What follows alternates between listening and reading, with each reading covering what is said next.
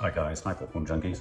I thought I'd do a quick review of the Jeffrey Dahmer, well, not the series, but episode 1. We've talked a bit on this channel about how we get slightly concerned that Netflix, the Netflixification, as Maddie calls it, of a lot of content on Netflix means that a lot of it doesn't exactly look the same, but it's almost, you know, there is discussions that perhaps some programming is going to be made by AI. Or sometimes when you look at what lands on Netflix, you worry, or I worry, that perhaps it's AI generated. But this Jeffrey Dahmer series, which stars Evan Peters, is produced or created by the same mind, Ryan Murphy, who did American Horror Story. Now, there's a lot that I've liked and we've liked about American Horror Story over the years, an awful lot. Lots of great actors and actresses have passed through it. Sarah Paulson, one of my favourite actors ever. And some of the seasons have been stronger than others. I know a lot of people didn't, but I personally really like the one with Lady Gaga. I like the one in the hotel, but it overstayed its welcome. It went too far. And interestingly, the hotel series of American Horror Story featured a whole bunch of serial killers. And I'm trying to rack my brain as to whether Evan Peters, who was a regular actor across the many series of American Horror Stories, whether he played Jeffrey Dahmer actually in that series. My slight issue with Ryan Murphy, who also brought us the Nurse Ratched sort of series too. There was also another series I think that he did, which was about politics, which I kind of watched the first one of, and it was kind of intriguing. Starred the young man who was in Evan Hansen, I think.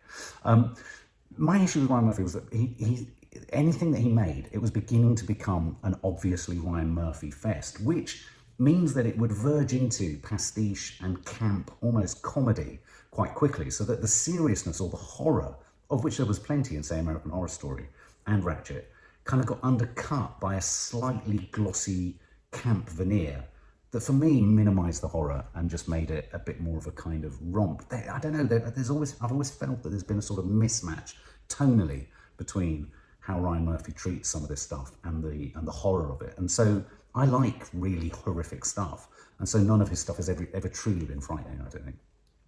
Well, Dahmer is a new moment, I believe, in Ryan Murphy, the creator's career or kind of output. Last night we watched episode 1, and if there's any doubt how good Evan Peters is as an actor, you may have also seen him more recently in Mayor of Easttown. He played Kate Winslet's sidekick detective.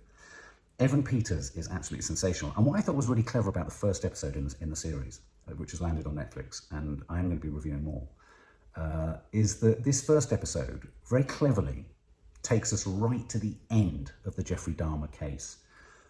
We witness, spoiler alert here, but if you know the story in real life, it won't be that much of a spoiler. We witness his final, in extraordinary close-up detail, we witness his final encounter with a man who could well have easily been his final victim. And we are given a clear sense of how Jeffrey Dahmer lives in essentially an apartment alongside other apartments, which I find sensational. I find that a sensational realization that he was living in such close proximity to others.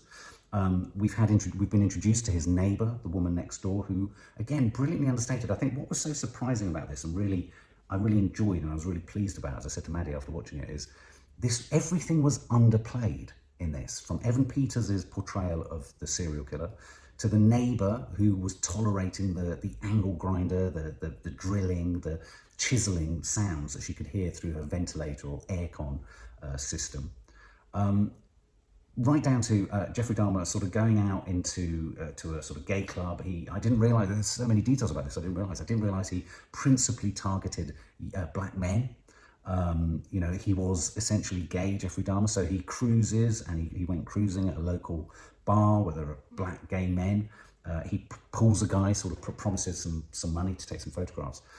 And this was an excruciatingly difficult watch, as we witnessed this young man, this black man, essentially trapped and ensnared and groomed by Jeffrey Dahmer, Evan Peters as Jeffrey Dahmer. And Evan Peters, his ability to park emptiness behind his eyes, but not emptiness as in just a vacancy, but a real malevolent emptiness. I know that Maddie was saying that when he took on the roles in American Horror Story, he had to go into all sorts of kind of psychotherapy to kind of, you know, disentangle himself from some of the roles that he played in those series. I can well imagine he has so completely immersed himself in this character as to, it felt almost, this is going to sound weird, it felt like documentarist, watching his face and watching the way in which he would look at this potential victim in his apartment as a specimen. There was a particularly chilling moment where he gets this guy to strip off. He's going to take Polaroids. He attaches a set of handcuffs to his hand. You feel that this guy is not going to escape. You feel that he's just never going to be able to get out of here. And he lies down at one point on a mattress that's blood soaked. I mean, there's evidence everywhere. There's an awful smell. I mean, this is a show where you can smell. There isn't smell-o-vision, but you may as well have smell-o-vision. It's so evocative. And there's a point where the young black man lies down on the mattress. There's blood stains on there. Evan Peters parks his head on his chest and says, "I just want to hear your heart. It's racing so fast." And then he says the awful line, I want to listen to your heart because I'm going to eat it later. I said in our trailer reaction, I always feel discomforted. There was the recent series, there was the recent drama, wasn't there? Was it Ted Bundy, starring Zac Efron, where you sort of think, it's really difficult to make light of it. And I think because there were real victims and there will be real survivors and relatives and friends of the real victims. And given that there is also this, I didn't realise, this cultural race contingent to this, that also necessitates a more serious treatment. So whilst this didn't pull its punches in terms of gruesomeness, though actually in this episode we didn't see too much gruesomeness other than what the cops discover in his flat at the end. This kind of first episode works as a fantastically contextualising prelude to, I presume, how we're going to go back to the beginning of his kind of reign of terror, if you like, and build to this day.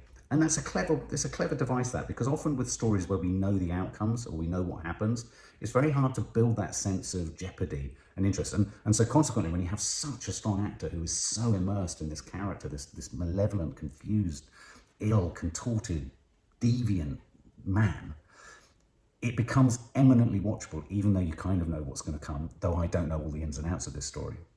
It becomes eminently watchable because, of course, you're just more and more curious about seeing how he characterises this person. It's going to pivot around his relationship with the next-door neighbour. We are going to see, I presume, gruesomeness. But in this episode was an absolute top-drawer lesson in how to build suspense. And as I was saying, because it has quite a lot of serious aspects to it, it almost forced that Ryan Murphy-esque frippery or campness had to be forced away. And so this was a real return to form, I thought, where brilliantly shot, brilliant music, really rich colours, the claustrophobia of the set in his flat, the sparseness of what was in his flat, the fact that there was just a vat in the corner with acid in it, just his bed, and on the tabletop in the kitchen there's just the drill bits of a drill, a domestic drill. But a huge shout out to the actor who played the young guy. I mean, he was sensational. I mean, a two-hander this was. A top drawer, un-Netflixy two-hander of pure suspense, agonising suspense. I mean, Maddie said at one point, I was just sat on the town, I was like that. I watched it after most people had gone to bed, and I was like, and it's very hard in this day and age, to kind of build that suspense with the amount of horror films we get. But this does a really good job of it. So if you want to be deeply unsettled, this is it for you. But ironically, it's not sensationalist in the wrong ways. There's a huge argument that it shouldn't be made at all. But if you accept that it has been made, that its treatment is incredibly professional and considered and serious in a sense. So I'd fully recommend watching it. And as I say, we're going to be reviewing the rest of them too. For more film and family fun, don't forget to click the subscribe button and make sure to click the bell to never miss an update.